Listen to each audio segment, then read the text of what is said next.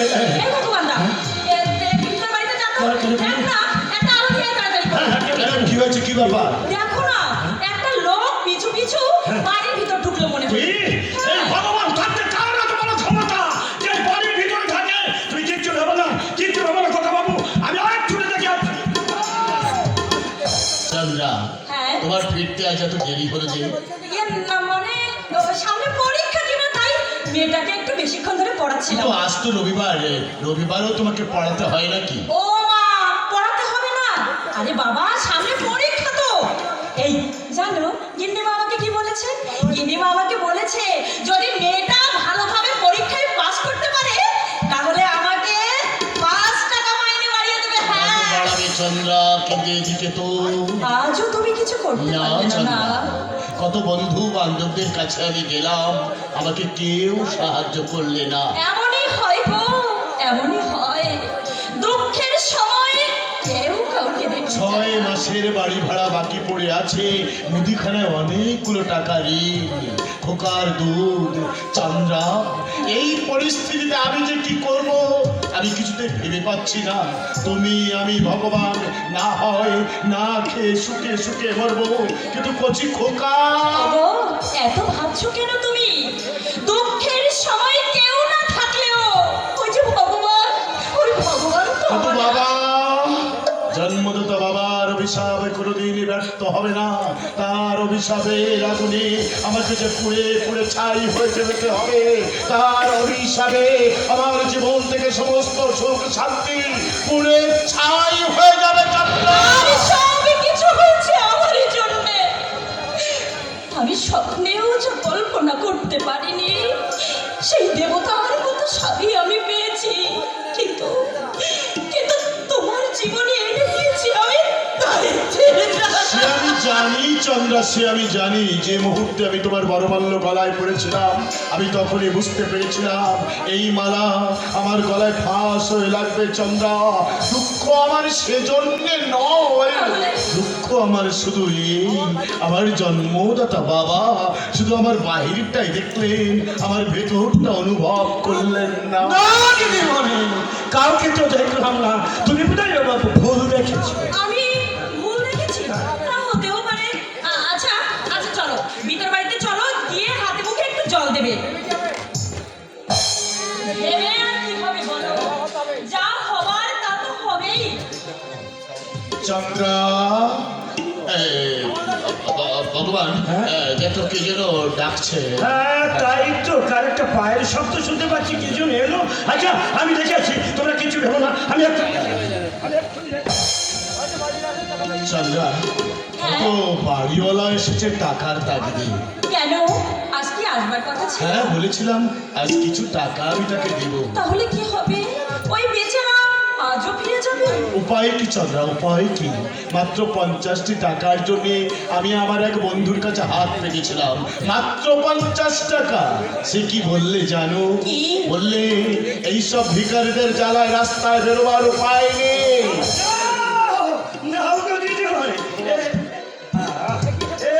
এগুলো ভগবানদা, এইসব তুই কোথা থেকে নিয়ে এলি? ওই যে কে ডাকলো না, বাইরে গিয়ে দেখি এই ঝুড়ি নিয়ে দাঁড়িয়েছে। আমাকে দেখে বললে যাও এগুলো ভেতরে নিয়ে যাও। আমি বললাম কে পাঠিয়েছে?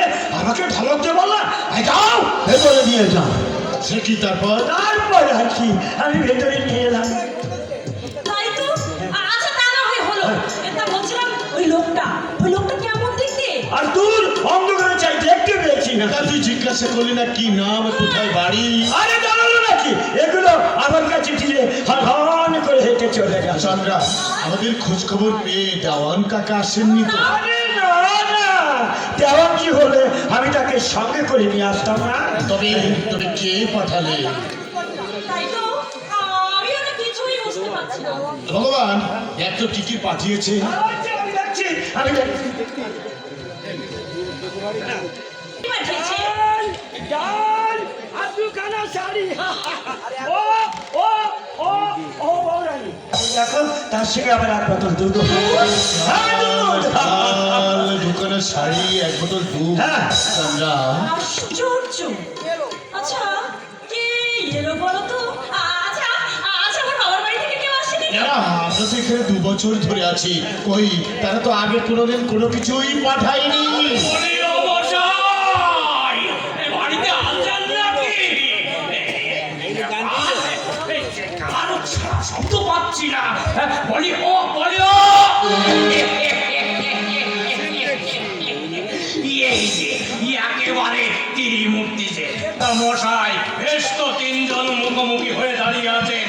এত ডাকছি, সাড়া দিচ্ছেন না যে। আমি মানে দেখুন, আমাকে আর কয়টা দিন সময় দিতে হবে। ও বলেন কি? 6টি মাস কেটে গেল, একটি পয়সাও আপনি উপলব্ধ করলেন না। আর সময় বলি, আমার কি জমিদারি আছে যে বিনে পয়সায় ঘর ভাড়া দিয়ে? না, আমি কি আপনাকে তাই বলেছি? ভাড়া আমি আপনাকে নিশ্চয়ই দেবো, তবে উপস্থিত। দিতে পারছেন না, এই তো। না মশাই, 6 মাস খাতির করেছি আর নয়। আপনি ভদ্রলোকের ছেলে, মান সম্মানের ভয় যদি থাকে। দেখুন, আমি আপনাকে হাত জোড় করে অনুরোধ করছি। থাক, থাক, তোমাকে আর হাত জোড় করতে হবে না। আমি আপনার একটি পয়সাও মারবো না, শুধু দয়া করে আমাকে এই মাসটা সময় দিন। বড় কষ্টের মধ্যে পড়েছি। সত্যি কথা বলতে কি, ওই একমাত্র কচি ছেলেটার মুখে 1 ফোঁটা দুধও তুলে দিতে পারছি না। সেটা তো আমি নিজের চোখেই দেখতে পাচ্ছি। গোপনে গোপনে ঝুড়ি ভর্তি মাল আসে, নতুন কাপড়, সাবান, তেল, আর মানে দেখুন কর্তামশাই, ওগুলো যে কে কোথা থেকে পাঠালে আমি ঠিক বুঝতে পারছি না। তা পারবেন কি করে? আপনি বাইজি পড়ায় বাস করছেন, ঘরে আপনার সমস্ত বউ। এই বয়সে তো আপনার দৃষ্টি শক্তি খারাপ হওয়া কি বলছেন আপনি? বেশি কি আর বলবো?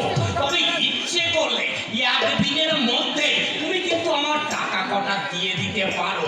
আর এটাই কাজকাল ভালোভাবেই হচ্ছে। কর্তামশাই! তা ভালো, তা ভালো। উপরে উপরে শুকনো দেখলে কি হবে? ভেতরে ভেতরে ভেতরে একেবারে রসের ফুল।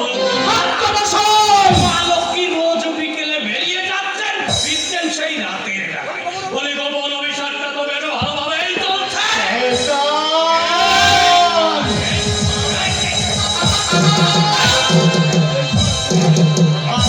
কথা বলবি, আমি তোকে গলা টিপে শেষ করতে দেব।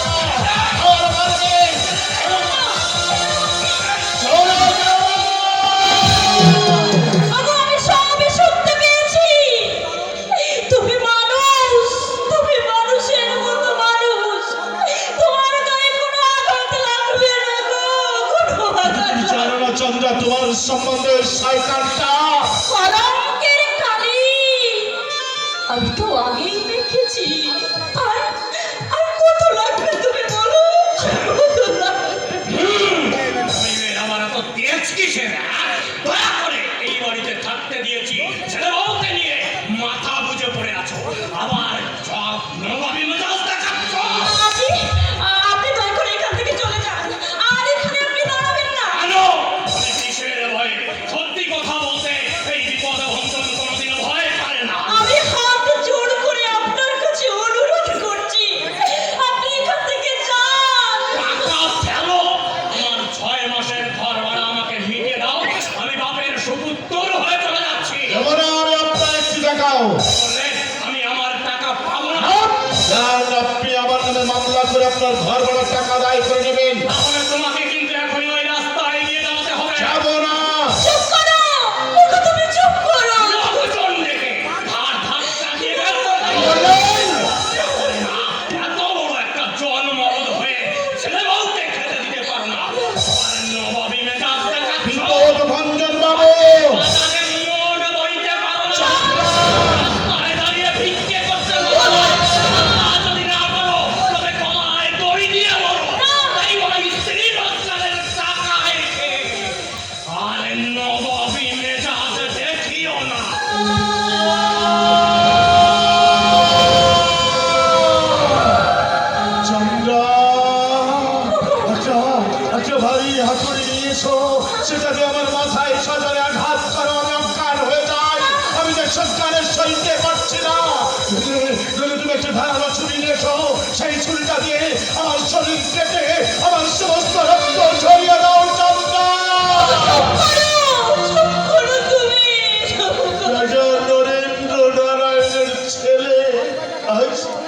আজ মাত্র কয়েকটা টাকার জন্য এই শয়তানের কাছে চরম অপমানিত হলো। আমার সামনে তোমার নারীত্ব নিয়ে ওই শয়তানটা ব্যঙ্গ করে গেল, অথচ আমি তোমার স্বামী। আমি অসহায় দুর্বলের মতো সেই বিদ্রুপের বাড়ি দাঁড়িয়ে দাঁড়িয়ে সহ্য করলাম। চন্দ্রা, এই চন্দ্রা, ভালো করে আমার দিকে তাকিয়ে দেখো তো, আমি কি সত্যি মানুষ? আমি কি সত্যি কনক কপুরের রাজা নরেন্দ্র নারায়ণের ছেলে শঙ্কর নারায়ণ, নাকি শঙ্কর নারায়ণের মরা দেহের কঙ্কাল? তুমি মানুষ,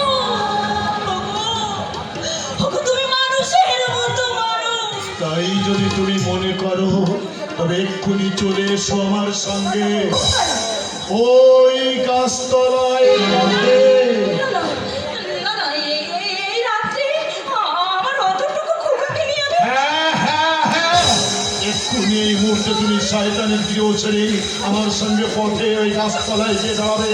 আর তা যদি তুমি না করো, আমি শপথ করছি কাল সকালে উঠে তুমি তোমার স্বামীর মরা মুখ দেখবে।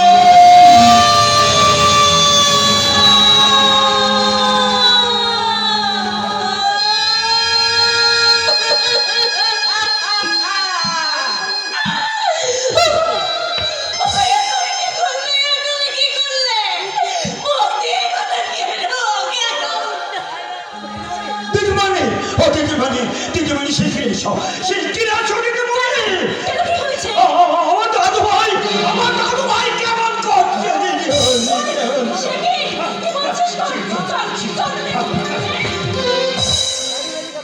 কি হলো? তুমি দাঁড়িয়ে রইলে কেন? এসো। ভাঙনের কূলে দাঁড়িয়ে তুমি ওই নদীর ঢেউকে ভয় করছো? না না, না না, ভয় কি?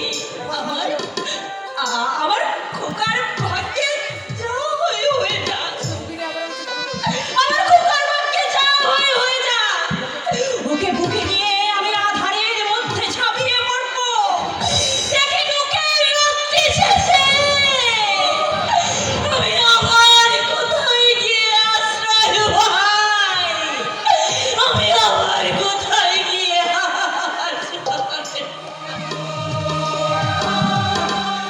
তাড়াতাড়ি এসো খোকা বাবু, এখানে দাঁড়িয়েছে কথা, আমার দাদু ভাইকে হয়তো হাসপাতালে নিয়ে যেতে হতে পারে। ভগবান, হে ভগবান, তোমার কাছে আমার একটাই প্রার্থনা, আমার জীবনের বিনিময় হলে আমার দাদু ভাইকে তুমি ভালো করে দাও ভগবান, আমার দাদু ভাইকে তুমি ভালো করে দাও।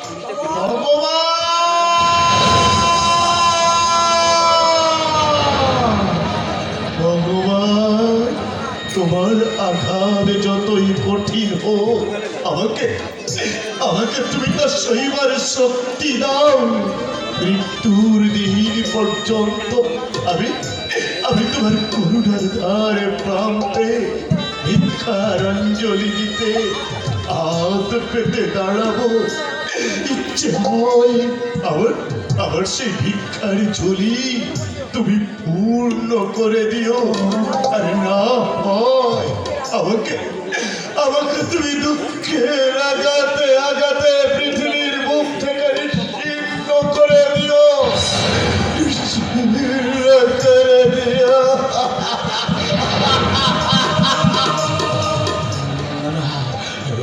এক্ষুনি এক্ষুনি আমার খোকাকে নিয়ে ওই গাছতলায় আশ্রয় নিতে হবে।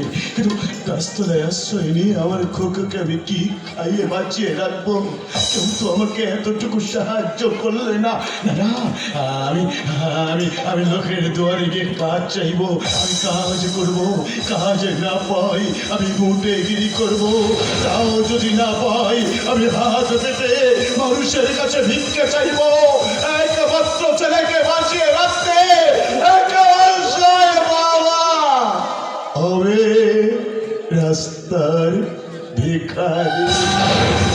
জন্মদাতা বাবার অভিশাপে আজ রাজার ছেলে পথের ভিখারি, পথের ভিখারি, পথের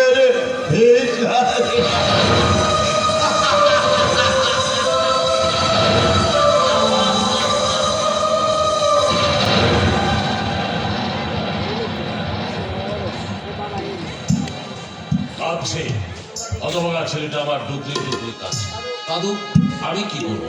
কেন জোর করে বাড়িতে থাকতে পারলি না? আমার পা দোকানে জড়িয়ে ধরে কাঁদ, যত পারিস তুই কাঁদ। আমি বলে আমি কাঁদছি না রে, আমি ঠিক আছি, আমি ঠিক আছি রে, আমি ঠিক আছি। কি হয়েছে বলো? হয়নি কিছু, তবে হঠাৎ ছেলেটার কথা মনে পড়লো আর দু চোখ দিয়ে হু হু করে জল গড়িয়ে আমার সামনে তার নাম উচ্চারণ করবে না। ভুলতে পারি না, বুঝেছো? ভুলতে পারি না। হায় রে, বুঝেছো?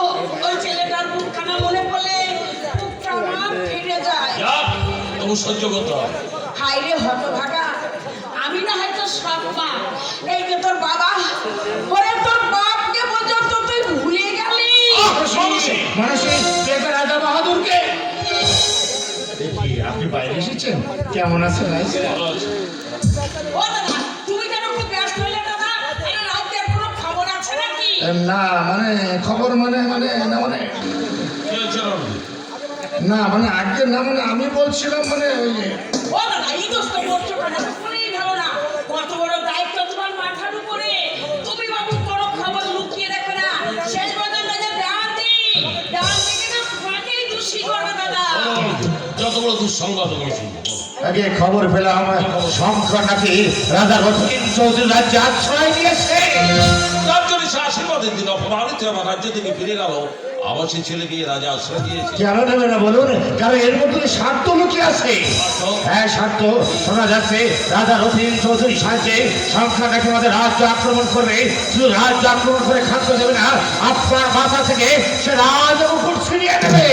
রণদীপ, ও না না না না না, ও দাদা, সে কি কথা? সে কি কথা? হ্যাঁ? ওরে ছেলের এত বড় বুকের কথা, হ্যাঁ? বাবার কাছ থেকে রাজ্য কেড়ে নেবে? বালসি, আমি জেগে আছি তো, আমি স্বপ্ন দেখছি না তো। জানালাম ফাঁক দিয়ে উঁকি মেরে দেখো তো, সূর্যটাকে এখন আকাশের দল দল করে চলছে, আকাশে লাল হয়ে মাটিতে খসে পড়েছে। রাজা বাহাদুর আমার ছেলে যে কোনোদিন আমার চোখের দিকে তাকিয়ে কথা বলতে সাহস করেনি, আমার সেই ছেলে আজ। রণদীপ, আগে তুমি সত্যি বলছো তো? এ স্বপ্ন নয় তো? অতীতের সেই প্রভাব প্রতাপ রাজা নরেন্দ্র আগে আমি আপনার আজ আবার স্বপ্ন দেখছেন না তো? আপনার পরমাত্মীয় মিথ্যা বলে আমার লাভ কি বলুন? রাজি কোথায়? আগে তিনি কাছারি বাড়িতে আছে। আগে খবরটা জানিস? আগে জানিয়েছিলাম। খবরটা শুনে তিনি তো হাসলেন মাত্র। হাসবে আইছে, তাতে হাসবে। ওরে রাজ্যটা চিনে নিয়ে তো বলে ওরই তো যত আনন্দ। আমার জীবনকে তাড়িয়ে ওই রাজ্যটা দখল করতে চায়। তারপর আরো খবর পেলাম এই খবর পেলে এই ষড়যন্ত্রের মধ্যে নাকি রামজিও আছে। আগে বলুন। মানসী, যাও এখান থেকে। যাও, তোমার ভিতরে যাও। আমাকে একলা থাকতে দাও। চলে যাও বলছি। যাও এখান থেকে।